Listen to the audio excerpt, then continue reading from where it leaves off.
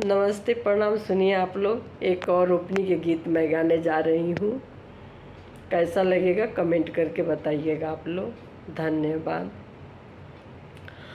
नावरे महीनावा के लाई चिलार कोरिया, नावरे महीनावा के लाई चिलार कोरिया, खिड़किया धैलेना हो खिड़किया धैलेना, लाइची खाली हो बियारिया, खिड़किया धैलेना, लाइची खाली हो बियारिया, खिड़किया धैलेना, लाइची खाली हो बियारिया, खिड़किया धैलेना।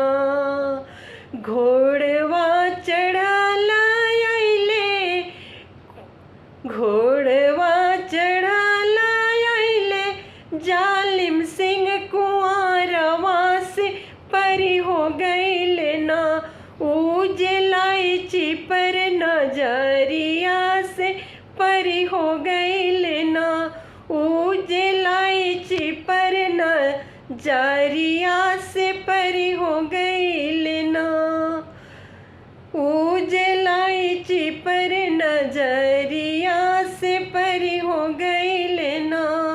का तो हो लाइची हो खालो बेअरिया, का तो हो लाइची हो खालो बेअरी, से चाल लाइची ना ओजे हमारा ही देशवा से चाल लाइची ना।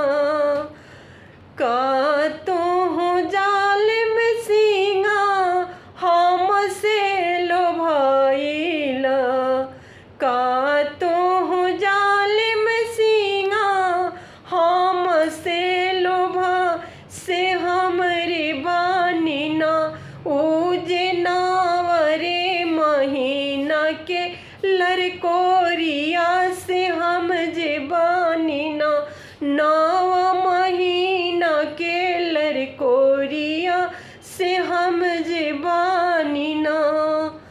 जब तो हो खबू लाइची काना रे कुंवारी, जब तो हो खबू लाइची काना रे कुं, से कैसन हो खबूना, से कैसन हो खबूना, जावन नावरे महीना के लरकोरी ओहो ऐसन, तब कैसन हो खबूना, तब कैसन हो खबूना।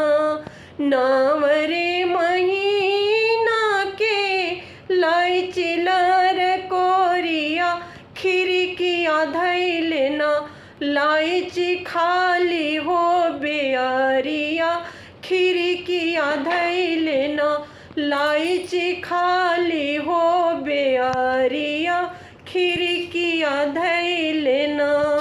धन्यवाद दोस्तों।